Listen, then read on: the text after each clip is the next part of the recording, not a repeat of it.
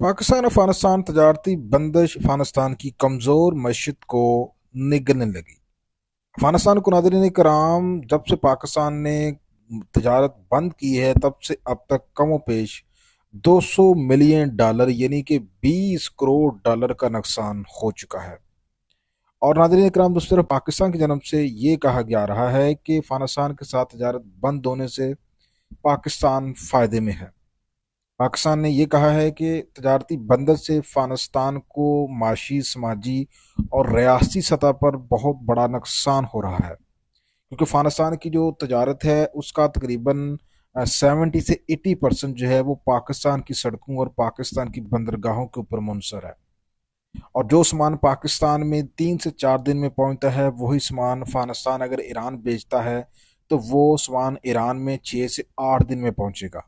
और साथ साथ पाकिस्तान में जो अगर वो एक ट्रक बेचता है तो उसके ऊपर उसकी लागत आती है तकरीबन 10 लाख रुपए। वही अगर अफगानिस्तान वही ट्रक जो है वो ईरान भेजता है, हालांकि ईरान भेजा तो नहीं जा सकता लेकिन उतनी मकदार में अगर वो सामान भेजता है तो इसके ऊपर उसकी तकरीबन 60 से 65 लाख लागत आती है, जिससे साफ ज़ाहिर हो रहा है कि तजारती बंदिश के बायस अफगानिस्तान के लिए घाटे का सौदा है।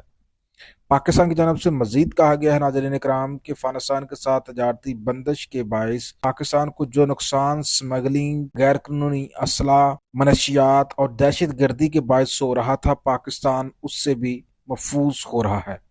पाकिस्तान ने यह दादोशुमार जारी किए हैं कि कमो पेश सालाना बेसिस पे गैर कानूनी असला स्मगलिंग से पाकिस्तान की मईशत को तकरीबन 340 अरब का सालाना नुकसान हो रहा था। वही जो ट्रांजिट टेट का मादा अफगानिस्तान और पाकिस्तान का था, जिसके तहत अफगानिस्तान पाकिस्तान की बंदरगाहों को इस्तेमाल करके अपना सामान जो है वो भारत भी भेजता था और कराची बंदरगाह का इस्तेमाल करते हुए वो अपना सामान अफगानिस्तान भी भेजता था। तो वो सामान अफगानिस्तान की बजाय पाकिस्तान की ब्लैक मार्केट में ही जो है वो फरोख्त कर दिया जाता था, जिससे पाकिस्तान को तकरीबन सालाना 100 अरब का अजाफी नुकसान जो है वो बेयर करना पड़ता था। तो पाकिस्तान का अब कहना है कि अब जो तजारती बंदिश हुई है इससे पाकिस्तान की जो सिक्योरिटी सूरत हाल है उसमें भी बेहतरी आ रही है, और इस तजारती बंदिश का जो ज़्यादा नुकसान है वो अफगानिस्तान को ही हो रहा है, क्योंकि अफगानिस्तान जो है वो जो चीज़ें पाकिस्तान एक्सपोर्ट कर रहा था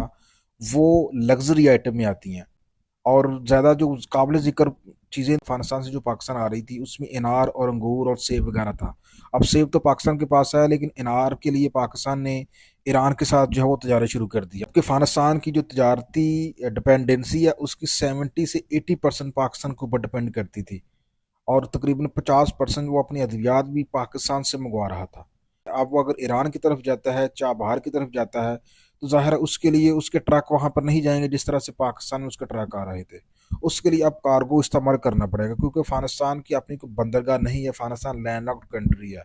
और उसको ईरान की जानब जाने के लिए, अपना सामान भेजने के लिए, चाबहार भेजने के लिए उसको कार्गो का इस्तेमाल करना पड़ेगा। और कार्गो में जो लागत है वो काफ़ी हद तक बढ़ जाती है। जैसे कि मैंने आपको बताया कि जो सामान पाकिस्तान में 10 लाख में आ रहा था वही सामान कार्गो के जरिए अगर वहाँ पे जाता है ईरान में तो वो उसके ऊपर लागत तकरीबन